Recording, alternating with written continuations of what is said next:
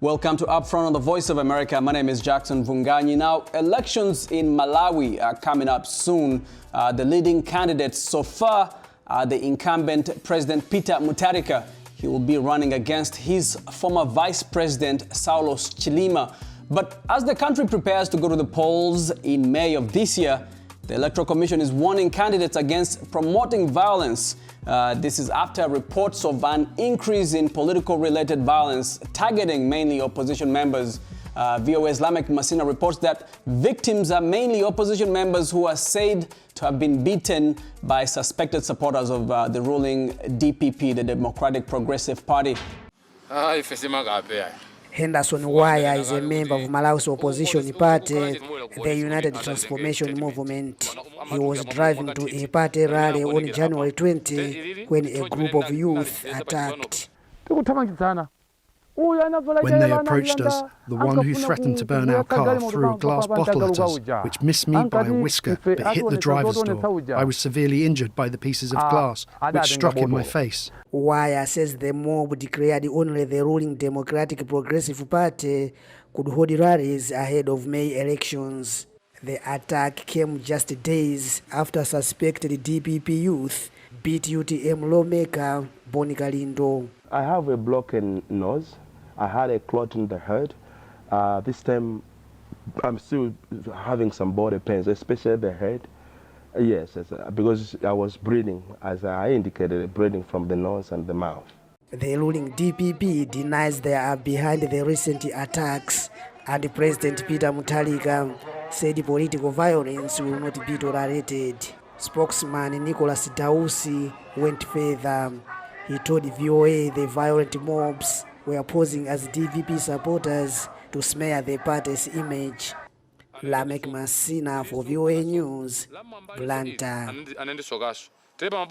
I recently spoke to Vice President Saulos Chilima, who fell out with President Peter Mutharika in July of last year, 2018. He says he fell out because he called out corruption at the highest levels of the government in Malawi.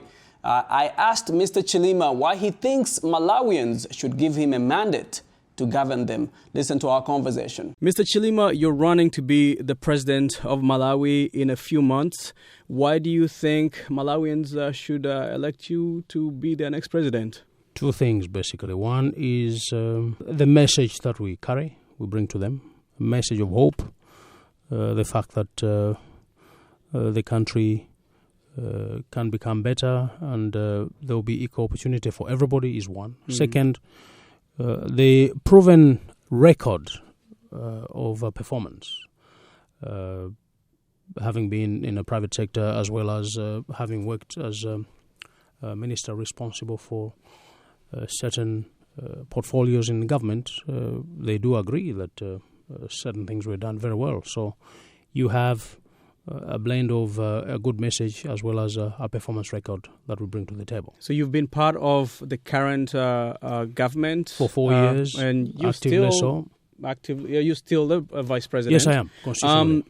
What would you do different from this current government? A number of things. First is one of the major concerns we have back home is governance and corruption.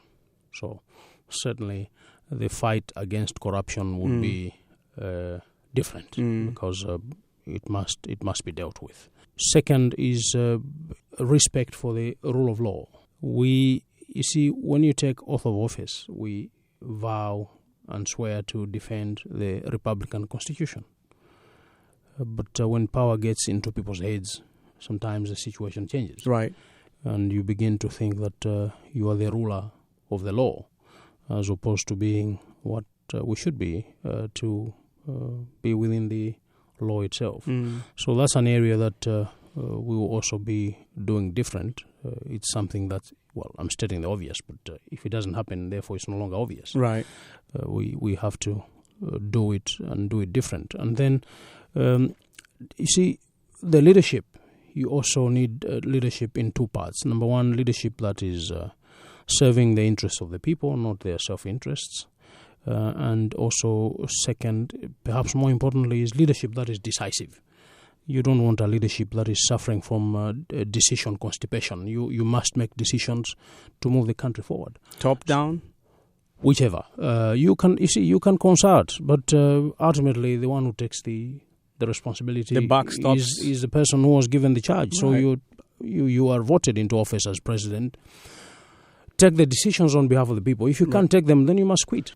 You have, I guess I would call it an advantage of youth. You are in your 40s. The current 45. president is almost 80 years old. Africa has an issue with its aging presidents who don't want to leave power.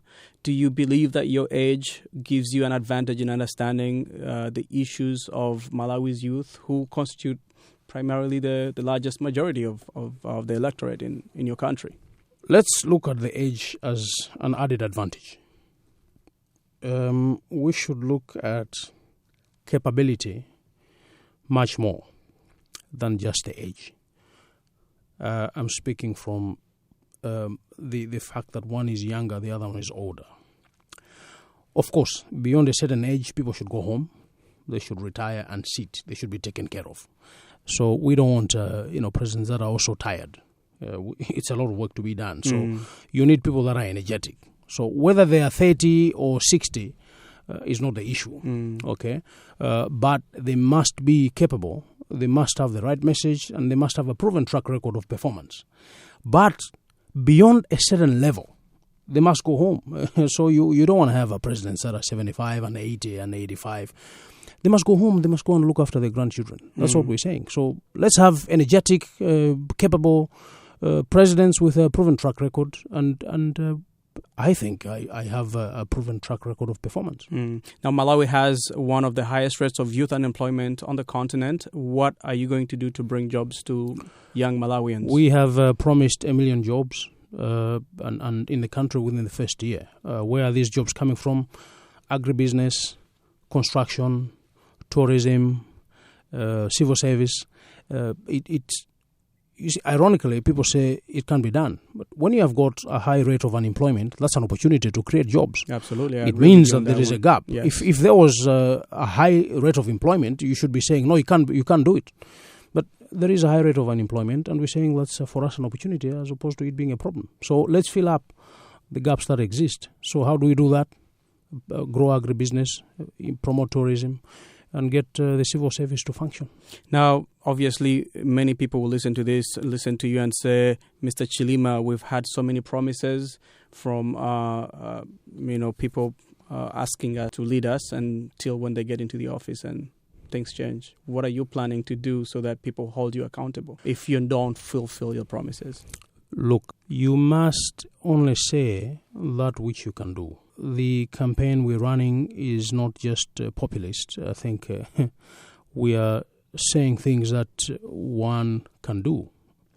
Some of them are very basic. Here's an example. We are promising people 3 meals a day. It's very simple. But, people are going without eating food for 2 days. So it's no longer simple. It's a serious issue. Now, when you make that kind of promise, you must make sure that you deliver. That's a very ambitious promise. It is very ambitious, but it must be done. If we can't feed ourselves, we can't develop. So I'm talking about basics. So what we are promising, the message we are sending is things that we believe, with our hands on our hearts, that it will be done. That's possible. And if we are going to make promises that can't be done, then I'm not party to that. I want to make promises that are real. I mean, we are saying we'll create 1 million jobs, we'll create them. We are saying we want to give ladies an opportunity for jobs, 50-50, a cabinet of 50 ladies and 50 men. That's a commitment you're making. It's a commitment we're making, and it will be done because you are the appointing authority. It's unlike when you go for an election. That's a democratic process. There is so much that you can do to influence Why is that an important commitment, the 50-50 cabinet? Well, we have back home a situation where we also need to take care of the girl child. We have a lot of early marriages and young girls giving birth to children at a very tender age. We think that if we had some very powerful women in leadership positions, the young girls could aspire to become like these. So there is a testimonial evidence that, women can also play a very big part. So, yeah, have them in cabinet, have them in other key strategic positions. I won't say which ones, because otherwise tomorrow somebody is going to appoint women into those positions. I know which ones, and I'll keep them to myself. Now, Mr. Vice President, before we come to the end of our conversation, what should Malawians look forward to in your presidency in the first year? Some of the most critical changes that you're going to make? A very efficient and effective civil service, a very happy and motivated, security agencies. You're actually going to see that these things are in motion. And by the end of year number 2, we should see citizens that are smiling much more than they frown. Now, for those observers, people watching from outside in the international community, a lot is happening on the continent, in the DRC, in Kenya, all over. Why should they pay attention to Malawi? The future, much more. Right now, South Africa is there, Nigeria is there, DRC is there, you're talking Senegal, Cote d'Ivoire. Why should they pay attention to Malawi? We want to become a regional model of democracy. So for the future, let's pay attention to Malawi, and we'll make it happen. Right.